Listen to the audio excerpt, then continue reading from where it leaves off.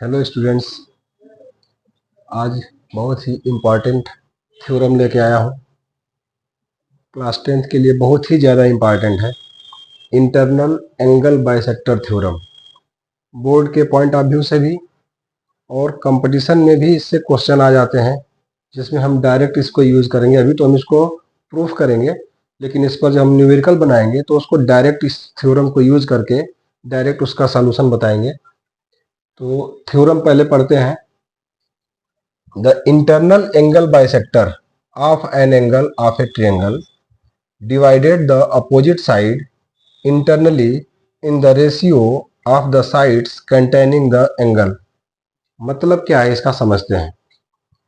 कह रहा है कि कोई एक ट्रायंगल है। अभी फिलहाल ये सब नहीं है, ये तो हम बाद में कंस्ट्रक्ट करेंगे, अपनी सुविधा के लिए हम बना दिए हैं पहले से ही। लेकिन अभी फिलहाल आपका ट्रायंगल इतना है ए बी सी।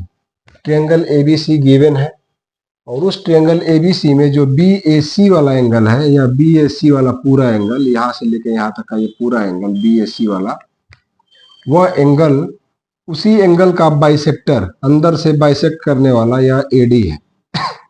इसको हम एंगल बाइसेक्टर कहेंगे। यह एंगल बाइसेक्टर है, और इसने बाइसेक्ट किया है तो इसको 1 कर लिया और इसको 2 कर लिया, जबकि ये और ये बराबर है। AD the angle bisector of angle B A C, ये गिवन था।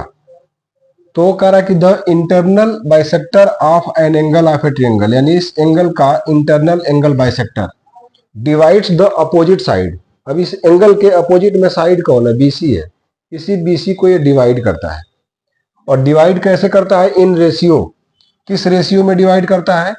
The sides containing the angle, यानी यह जब आएगा यहाँ पे गिरेगा तो इसको दो हिस्से में बांटेगा, तो इनका जो रेशियो आएगा, बीडी और सीडी का जो रेशियो आएगा, वह रेशियो इस पूरे एंगल को बनाने वाली जो दो साइड थी ए बी और ए सी, उन्हीं के रेशियो के बराबर हो जाएगा। मतलब यहाँ का जो बीडी और अपान जो सीडी है, यह इक्वल हो जाएगा ए बी बाई ए सी के। ए बी बाई ए सी के। ध्यान रहे, ये जो बाइसेक्ट किया है इसको, एंगल को, तो बाइसेक्ट करने के बाद बीडी इस साइड है और CD इस साइड है, तो BD बाई CD जो लिखा हूं, तो इधर में से किसको लिखूंगा? तो BD के साइड में जो साइड AB है वो लिखा जाएगा, और CD के साइड में जो साइड है AC वो लिखा जाएगा। तो BD और CD का जो रेशियो है AB बाई AC के इक्वल है, और यही दोनों साइड मिल के इस एंगल को बनाए थे। तो इस साइड का रेशियो इन दोनों साइड्स के रेशियो के बराबर आएगा। ऐसा इस थ्योरम का मतलब है। मतलब आप समझ गए होंगे, the internal bisector of an angle of a triangle, इस ट्रायंगल के किसी एक एंगल को अंदर अंदर या बाइसेक्ट कर रहा है, तो ट्रायंगल के एंगल को अंदर अंदर बाइसेक्ट कर रहा है, इसीलिए इस थ्योरम का नाम है इंटरनल एंगल बाइसेक्टर थ्योरम। इस एंगल को इंटरनली बाइसेक्ट किया है। जो एंगल को बाइसेक्ट कर दिया, तो मैंने अपने तरफ से एंगल को 1 और 2 रिप्रेजेंट करके 1 = 2 दिखा दिया है। तो जब बाइसेक्ट करेगा तो इस साइड को जाके दो हिस्से में बांटेगा। उन दोनों साइड का, इन दोनों पार्ट का जो रेशियो आएगा, वह रेशियो इस पूरे एंगल को बनाने वाली जो दो साइड्स है ए बी और ए सी, उनके रेशियो के बराबर आएगा। ऐसा इसके कहने का मतलब है। तो मुझे ये एक्चुअल में प्रूफ करना है, यही चीज मुझको प्रूफ करना है। बाद में पता चलेगा कि इतना आएगा, लेकिन हमको ये प्रूफ करना है। तो प्रूफ करना है तो हम करेंगे क्या? सबसे पहले तो लिखेंगे गिवन। गिवन गिवन क्या है? जब भी थ्योरम को प्रूफ किया जाता है तो ये तरीका होता है, पहले गिवन लिखते हैं। तो गिवन में लिखेंगे in triangle ABC AD is angle bisector of angle BAC. ये गिवन है। अब टू प्रूफ, ये गिवन है तो प्रूफ क्या करना है? टू प्रूफ में हमको प्रूफ करना है कि BD बाई CD कहिए चाहे DC कहिए, तो BD बाई DC कह दे रहा हूं, BD by DC equal to AB by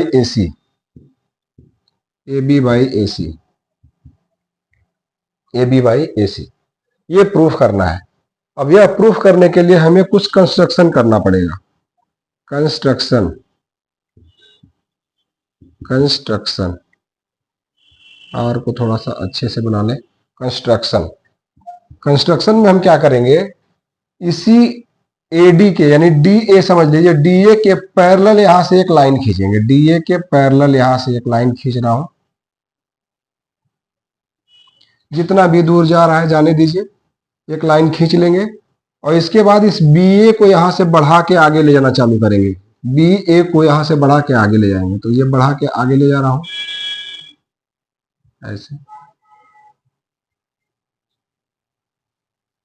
इसको हम पैरेलल खींचे हैं डीए के, तो डीए के पैरेलल मैंने खींच दिया और इसके बाद बीए को आगे बढ़ा दिया। जब बीए को आगे बढ़ाएंगे तो यह बीए आगे जा करके इसको कहीं ना कहीं काटेगा, तो जिस जगह पे कट करेगा ना उसी को हम ई मान लिए है, और इसको कह दिया एंगल 3 और इसको कह देंगे एंगल 4। मतलब कंस्ट्रक्शन में हमने क्या किया, डी ए के पैरेलल सी खींचा है और बी ए को बढ़ा दिया है, तो सी और बी ए जहां मिले हैं उस पॉइंट का नाम मैंने ई रख लिया है। तो लिखेंगे draw C E parallel to D A and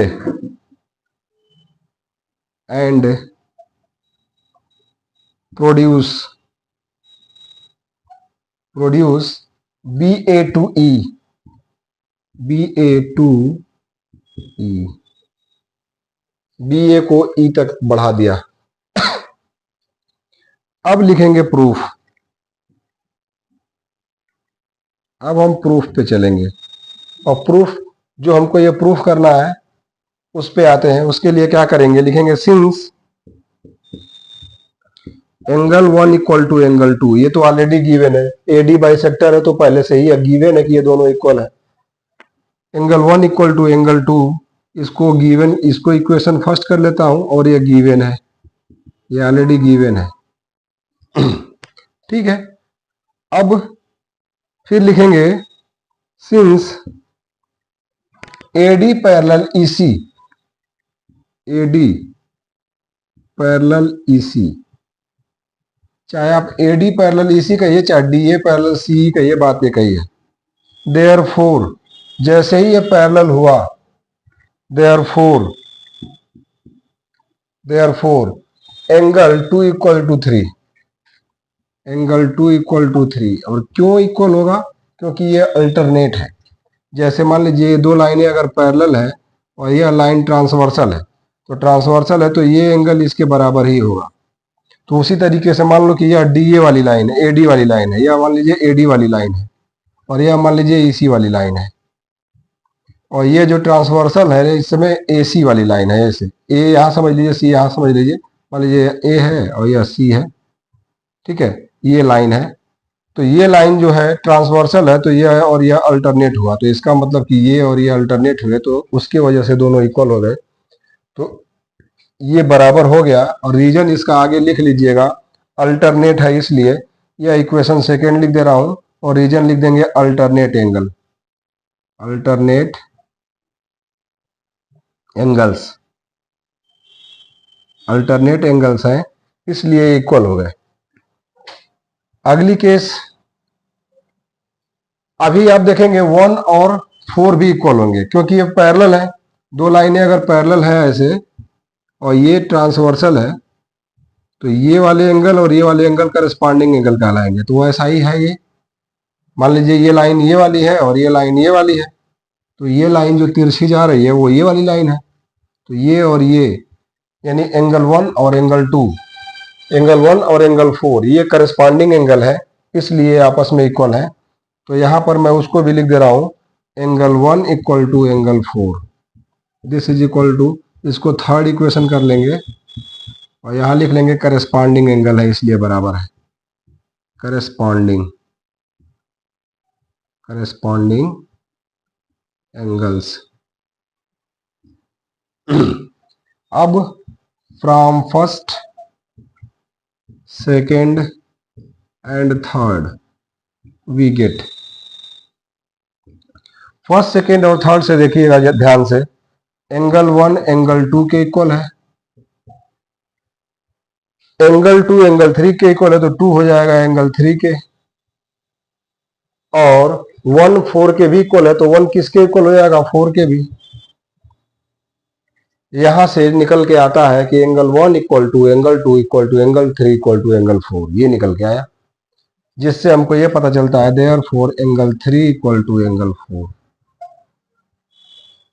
और जैसे ही एंगल 3 एंगल 4 के इक्वल हुआ, वैसे ही 3 के सामने की साइड ए और 4 के सामने की साइड ए सी, ये दोनों आपस में इक्वल हो जाएंगे।